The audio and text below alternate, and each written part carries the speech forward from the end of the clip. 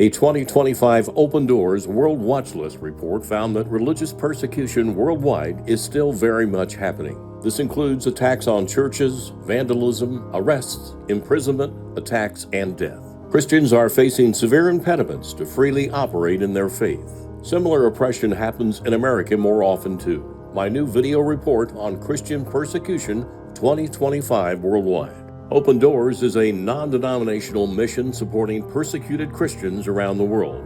They release yearly the results of their research describing the persecution going on. This includes an annual ranking of the 50 worst countries where Christians face the most extreme persecution. It's estimated that more than 380 million Christians suffered high levels of persecution and discrimination for their faith in 2024. That means that 1 in 7 Christians are persecuted worldwide. Several countries on the Open Doors World Watch List saw an increase in anti-Christian violence. While the contexts were often different, either tightly autocratic states or nations that are unstable due to weak government or civil war, the result was the same. Targeting of Christian communities, destruction of lives, churches, and homes, and immense pressure on believers. Multiple countries in sub-Saharan Africa have seen a rise in violence against Christians. Currently, 8 of the top 10 deadliest places for Christians are in sub-Saharan Africa, and all of them, except Nigeria, have more faith-based killings than they did during the 2024 World Watch List reporting period.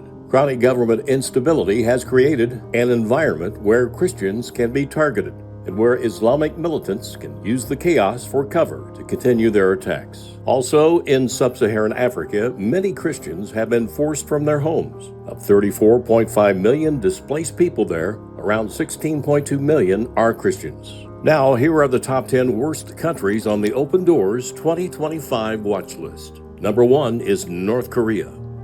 Second, Somalia. Third, Yemen.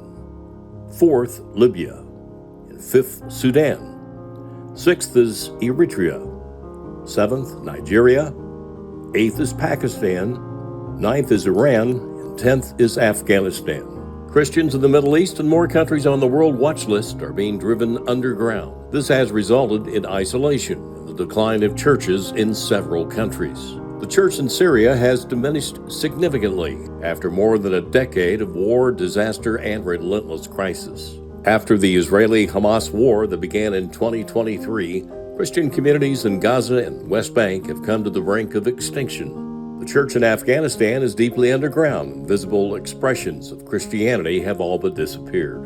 And in China, unregistered churches, once tolerated by the government, are now considered illegal. They have been forced to go underground, like in isolated home groups.